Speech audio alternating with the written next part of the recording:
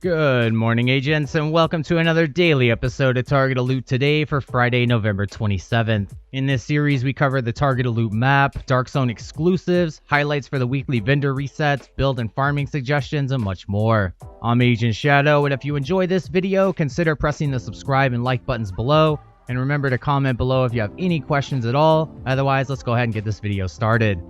Alright, agents, so starting off with the highlights for the Dark Zones and vendor reset highlights, those will be in the bottom left overlay right now. Those are just what I would personally pick up from the vendor this week.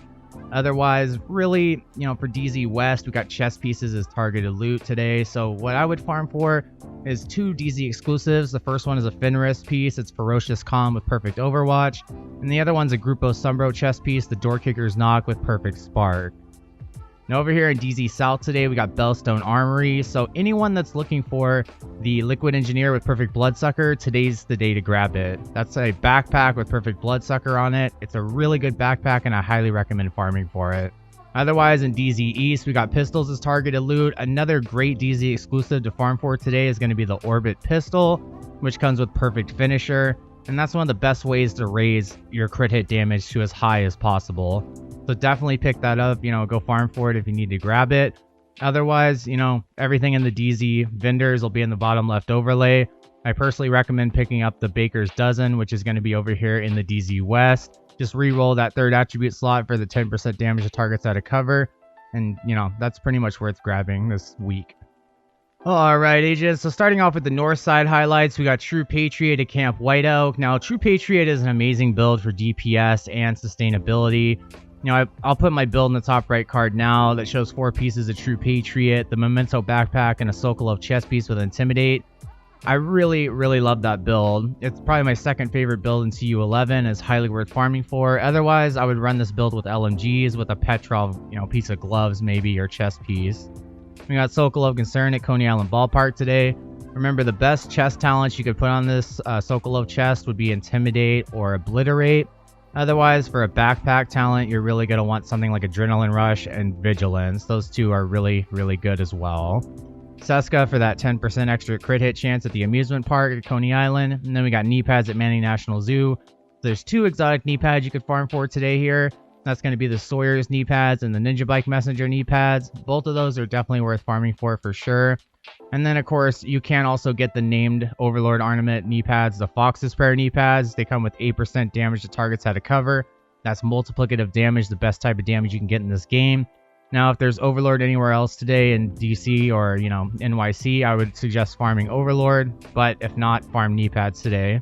And then, of course, Kinley College is closed, and the Summit, you pick your own targeted loot. So let's go check out what we got on the west side now. Alright, agents, over here on the west side highlights, starting off with the gear sets, we got Tip of the Spear at the Pentagon. So like I normally mention with Tip of the Spear, it's pretty niche. It increases your specialization weapon damage. I never really use it, but please comment below if you do and maybe suggest a build that might be worth running. And then for Foundry Bulwark, kind of the same thing. I've had recently a suggestion to run 4 pieces with all weapon cores, and then I think a Sokolov chest and new Grupo Sombro gloves or something like that. So I haven't got a chance to try that out, but maybe I'll give that a shot. Maybe you guys can give that a shot as well and see if it's worth running in PvE.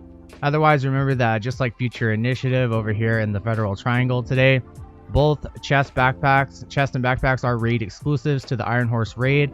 Otherwise, you can get every other piece. So first off, with normal targeted loot, we do got Overlord over here at DARPA Research Labs. So this is where you could farm for the Fox's Prayer knee pads, and I would highly recommend that over Manning National Zoo, since, Fox's Prayer is an Overlord brand.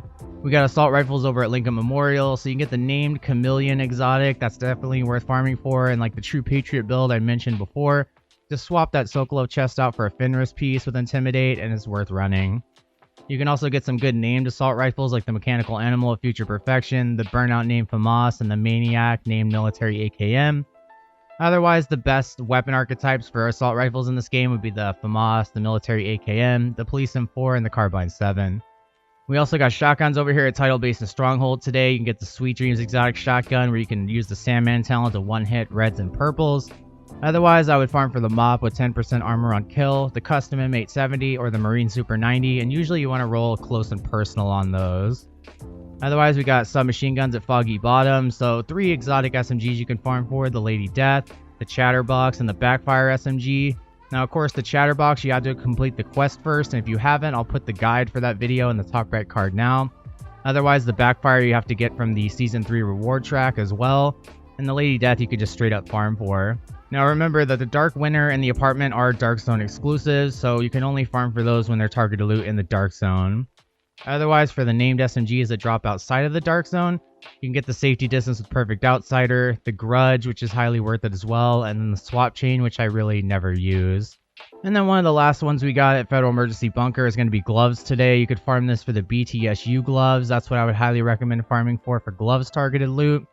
And for Contractor's gloves with 8% damage to armor, I would farm Petrov over here at Grand Washington Hotel. Now, of course, those you can mix with an LMG build or stack damage to armor with 2 pieces of Walker Harris & Co. and then put damage to armor on your weapons like an assault rifle or use it with the Lady Death. Alright, agents, over here on the east side highlights today, we only got a few gear sets here too as well, which is great actually. So starting off with Strikers at Capitol Building Stronghold, I only recommend 3 pieces for the increased rate of fire from this gear set. Unfortunately, the 4-piece I just don't think provides enough damage to be ever really worth it. And then, like I said earlier, a future initiative, the chest and backpack are raid exclusive, but this is a great healer build set. And what you want to do with this if you don't have the chest and backpack from the Iron Horse raid is get an Alp Summit chest piece with Empathetic Resolve and a backpack with Safeguard on it. Otherwise, for the normal targeted loot, we got Walker Harris & Co. at Jefferson Plaza today. You could farm for the Chain Killer chest piece with Perfect Headhunter. It's the only way to run headshot damage builds in my opinion, so just definitely pick that up if you need it. Remember, you want it rolled with weapon damage, and then of course headshot damage and weapon handling. Grupo Sombro at Space Admin, remember 1 piece for DPS builds for that 15% crit hit damage, and 2 pieces for the skill explosive damage builds with artillery turrets and seeker mines. We got gear system mods at East Mall today. If you want to run this on open world heroic, all 4 control points, you can try to farm for some god rolled, mods like 12% crit hit damage, 6% crit hit chance. Otherwise, you got holsters at Viewpoint Museum. There's 2 exotic holsters you can farm for, the Dodge City holster, and then of course the Imperial Dynasty holster. Both of those are really great. Imperial Dynasty is for status effects and skill damage, and Dodge City is for, pistol DPS builds. Otherwise, you could farm for the Forge holster. It gives you an extra 50% shield health to your shield. That's a whole extra skill tier to your shield health, so it's definitely worth it for any shield builds for sure. We got Providence Defense at Jefferson Trade Center, so of course the Sacrifice with Perfect Glass Cannon as a chest piece you could farm for here today. As well, you can get the Coyote's Mask to drop from the boss, Coyote, at the end of this mission, so you could knock out 2 birds with 1 stone if that's what you're trying to do. And then we got light machine guns at District Union Arena, so 2 exotics would be the Bullet King and the Pestilence. And I highly believe the Pestilence to be much more worth it than the Bullet King, but, that's subject to opinion. The Bullet King can be amazing in its own right as well. Otherwise, there's some great named LMGs I'll put in the bottom left overlay. My favorites would probably be like the Carnage with Perfect Sadist, and then of course the new Reliable. And then last thing we got is Douglas and Harding at Judiciary Square. This is where I'd recommend farming for the Punch Drunk Mask with 20% headshot damage baked into it. It goes great with either the Dodge City holster or, a Chain Killer chest piece on a headshot damage build. Alright, let's go check out what we got in New York City now. Alright, agents, well now we're lastly at New York City, and I guess this is where all the gear sets were hiding, so I'll just get rid of those first. We got Hunter's Fury at Stranded Tanker, that's SMGs and shotguns. I'll put my absolute favorite Hunter's Fury build in the top right card now. That's 4 pieces of Hunter's Fury with armor cores on them, the Memento backpack and Death Grip gloves, or you can run 4 armor cores on them with the Sokolov chest piece and the Memento backpack with like Obliterate on it. And then Eclipse Protocol at 2 bridges. This is my favorite fire damage build. I'll put that in the top right card and bottom overlay as well. 4 pieces of Eclipse Protocol, 1 piece of Imperial Dynasty or a Vile Mask, and then 1 piece of Golan Gear for that extra 10% status effects. We also got Ongoing Directive at Liberty Island. That's a bleed damage build. So what you're going to want to do is mix the Ridgeway's Pride chest piece with 4 pieces of Ongoing Directive, and then 1 piece of the Eclipse Protocol backpack, which gives you 30% amplified damage, and they're fixing that in the next title update or maybe even maintenance, so watch out for that. And then Negotiator's Dilemma at Battery Park. There's a great double LMG build I put out a while ago. 4 pieces of Negotiator's Dilemma with Grupo Sombro gloves and the Coyote's Mask. Definitely worth getting and putting together if you want to have some fun with double LMGs. And then the last gear set piece we got is Hardwired at Pathway Park. For now, until Title Update 12, the best way to run turret and drone builds is 3 pieces of Hardwired, 2 pieces of Hana U and 1 piece Wyvernware. Roll it with kinetic momentum on the chest and the force multiplier backpack with perfect combined arms, which you could farm for today at Financial District on Hana U targeted loot. And the last couple we got is Badger Tough at the Tomb, so of course the 0S chest piece with perfect unbreakable is highly worth farming for. And then the last one we got is Rifle targeted loot at Wall Street. Then you get the Merciless and the Diamondback exotic rifles, and the Merciless is pretty good when you mix 3-piece strikers with it, or put weapon handling all over the place, or run a chest piece with braced. Otherwise, I would get a named rifle like the Surge with perfect spike, or the Baker's Dozen with perfect lucky shot. And if you're running a damage build, you're going to run an M1A with Boomerang, Rifleman, or Ranger. Those are the 3 best talents you can run that are damage talents on a rifle. Alright agents, well that was the targeted loot for today. Thank you so much for watching, and be sure to subscribe, like, and share if you enjoyed my content. If you would like to become a member for support and exclusive perks, you can click the join button below. And also, if you're interested, you can grab some Shadow Gaming merchandise by clicking the link in the pinned comment video description below. I got 10% off everything right now and a free shipping promo code that you can use in the pinned comment below.